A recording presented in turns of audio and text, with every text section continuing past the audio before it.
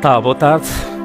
Eu chamo-me Venâncio Mangano, mas antes de eu começar a falar, eu gostava de fazer um agradecimento muito especial, porque para o meu país, Moçambique, é um momento histórico este que vai acontecer aqui. Porque é a primeira vez que Moçambique tem o privilégio de estar neste palco tão nobre da Human Rights Foundation. E eu queria também fazer um agradecimento muito especial ao CEO da Human Rights Foundation, Thor, e toda a vasta equipa que me ajudou e me apoiou até colocar os meus pés neste palco. Estou a falar do Javier, Keita, estou a falar da Nicole, da Mariana, estou a falar da Newell, estou a falar de uma maravilhosa senhora que está a fazer a tradução do que estou a dizer agora. Chama-se Maria Ângela. Então, uma salva de palmas para essa equipa toda, não é?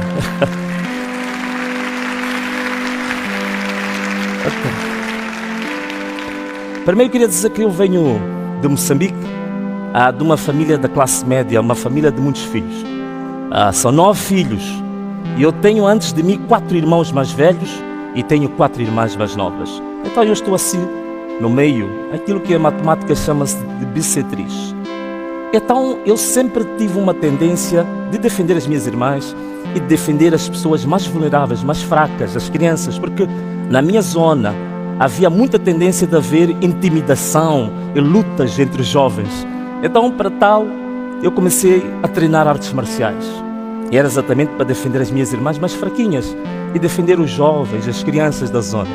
Então começou a acender-se em mim esse desejo de sempre querer servir ao outro. E no quintal dos meus pais, eu também abri uma escola e um ginásio que era de acesso gratuito para toda a gente lá da zona. Bom, este desejo ardente de defender as pessoas, de proteger os mais fracos, foi crescendo em mim, ao ponto de eu ter me tornado comentador de televisão. Então fui fazendo críticas, denunciando injustiças, corrupção no meu país. Mas chegou uma altura que achei que não era o suficiente. Era um comentador muito conhecido no país, mas achei que tinha que fazer alguma coisa mais. Então candidatei-me nas eleições locais, as eleições municipais.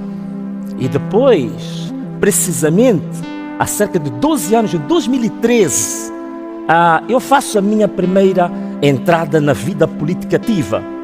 12 anos depois, tornei-me deputado na Assembleia da República. Então usei o palco, o pódio da Assembleia da República, para fazer denúncias sobre injustiças, para fazer também denúncias de escândalo atrás de escândalo da ação governativa. É por isso mesmo que ainda no Parlamento tornei-me a primeira e a única voz da oposição que fez parte da Comissão Parlamentar de Inquérito que investigou o maior escândalo financeiro de toda a história do meu país, que foi mundialmente conhecido como o escândalo das dívidas ocultas. Eu sabia que essa cruzada era muito difícil e muito perigosa, mas eu não fui feito para ficar calado. Então, em 2024, ano passado, há um movimento que começa a crescer muito no país, que queria alternância política, queria mudanças fortes, estruturais no país. Então eu quis fazer parte desse movimento. Candidatei-me à presidência da República de Moçambique. Um salto gigantesco, mas acreditem, eu ganhei as eleições de forma convincente, de forma esmagadora, como um rolo compressor quando passa por uma estrada, não é? Então, mas bom, o regime que está lá há 50 anos fez exatamente aquilo que eles estão habituados a fazer sempre, que é de roubar votos, que é de manipular resultados, que é de tentar trocar a verdade pela mentira, tentar colocar a manipulação como verdade. E as pessoas quando se levantam, o que eles fazem? Atacam os civis, usam força e se impõem pelas forças das armas. E então assim também foi em 2024. E então nós, perante isso, e digo-vos uma coisa, isto que aconteceu, que acontece nos últimos 30 anos, porque o regime no meu país, ele domina tanto o sistema eleitoral, como também domina o sistema de justiça. E tem um exército ao serviço de um partido, não ao serviço de uma nação. Mas nós não ficamos calados. Então estávamos a preparar o documento de contestação para a alta instância de justiça no nosso país, que se chama Conselho Constitucional. E enquanto preparávamos o apelo, preparávamos o recurso, algo muito trágico aconteceu. Eu estava em casa, sentado à mesa, olhando para o telefone, vendo algumas mensagens e dando algumas instruções aos meus colaboradores do meu projeto político. De repente, ouvi tiros fortes, como se houvesse uma luta de gangues. Tiros bastante fortes. Olhei para a minha esposa e perguntei: você ouviu os tiros lá fora? Mas depois não liguei muito a isso e continuei a fazer o que estava fazendo. Uma hora depois eu recebo uma chamada essa que mudou por completo a minha vida, mas eu acredito também que mudou por completo a história do meu país. Essa chamada o que dizia que o meu advogado pessoal, que era também o meu mandatário nacional, juntamente com o porta-voz do partido que sustentava a minha candidatura, tinham sido emboscados no carro, com 25 balas caíram sobre eles e morreram na hora, imediatamente. Para mim foi um choque.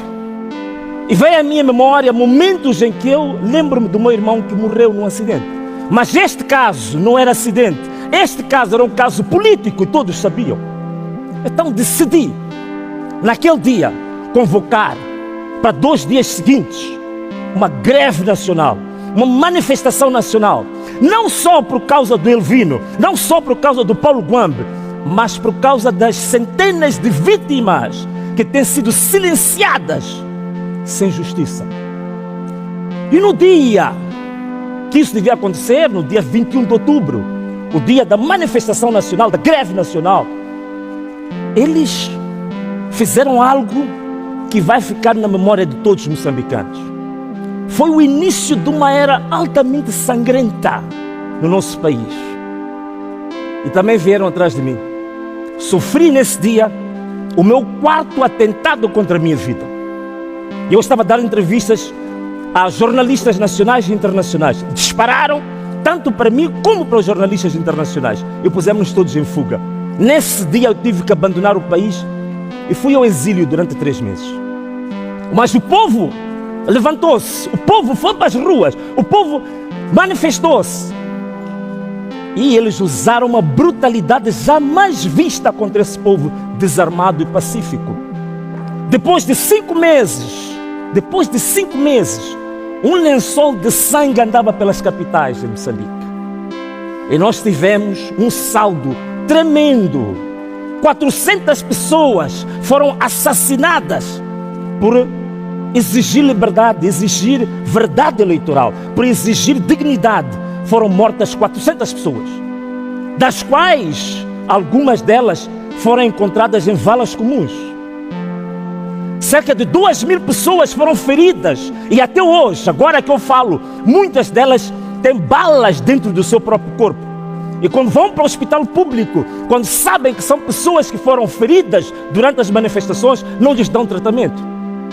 Temos cerca de 4.000 pessoas que hoje estão detidas nas cadeias como verdadeiros prisioneiros políticos.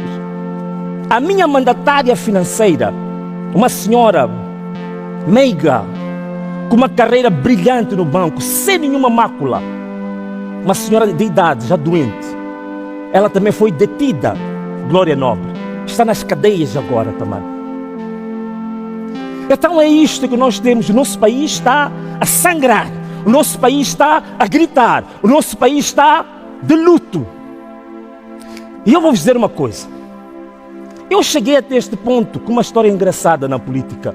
Eu próprio fui do Partido Frelimo. O meu pai foi um membro sênior do Partido Frelimo. Foi CEO da maior seguradora do país. Eu olhava para a Frelimo como uma coisa pura, imaculada, como uma espécie de perfeição no mundo da imperfeição. Mas à medida que eu fui conhecendo esse partido, fui vendo que, afinal de contas, dedicou-se mais a destruir do que a construir o país. Este momento tornou-se uma verdadeira organização criminosa. Tem várias oligarquias do crime. Tem crimes de tráfico de armas, tráfico de drogas, tráfico de madeiras, de raptos, de sequestros, tráfico de pessoas, de prostituição infantil, até tráfico de órgãos humanos também. Dedicam-se a isso. Então eu desiludi-me com esta Frelimo e comecei a pôr-me do lado dos mais fracos. dos mais vulneráveis. E mais, meus irmãos, aqui não é um problema só de eleições. Moçambique, neste momento, é uma das nações mais ricas do mundo em termos de recursos naturais. A província do norte do Moçambique, que chama-se Cabo Delgado, que agora está a braços com uma vaga de terrorismo, é uma das províncias mais ricas, com inúmeros recursos do mar, com ouro, com diamante, com grafite, com gás, com petróleo, recursos infindáveis. Dos chamados 15 metais raros no mundo, Cabo Delgado tem 9 metais. Mas, ironicamente, é a província mais pobre do país, mais miserável do país. Então, caros amigos, a pergunta é, se eu vim aqui só para falar disso, se eu vim aqui só para descrever essa tragédia, se eu vim aqui só para fazer uma reportagem da miséria que assola o meu país, mas eu vim aqui também para dizer que Moçambique precisa da vossa ajuda. Moçambique precisa de vocês todos que estão aqui. Nós precisamos de um país que respeite os direitos humanos. Precisamos de um país com mais transparência na gestão dos recursos inúmeros que o país tem. Nós precisamos de um país verdadeiramente democrático.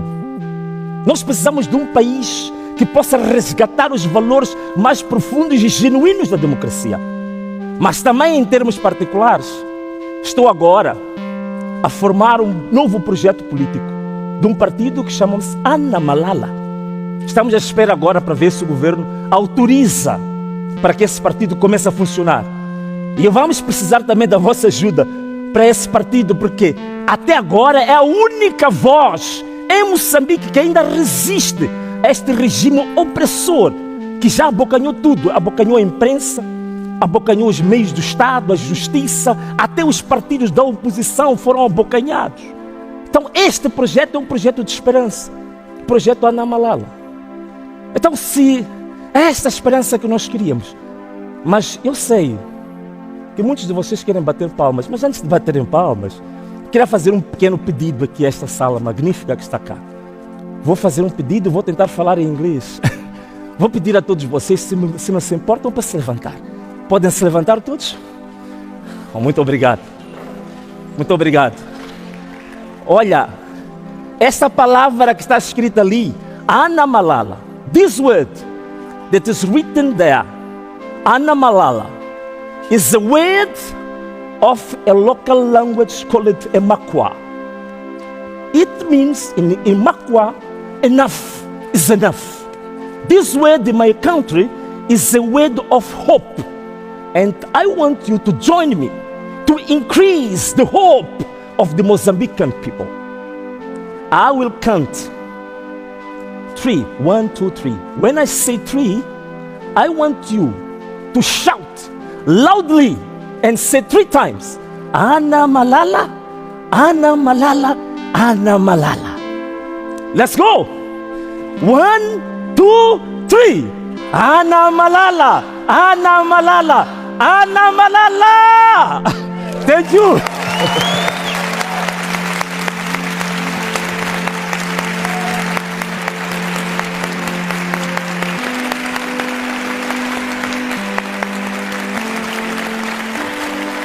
Um forte abraço, um beijo e tchau!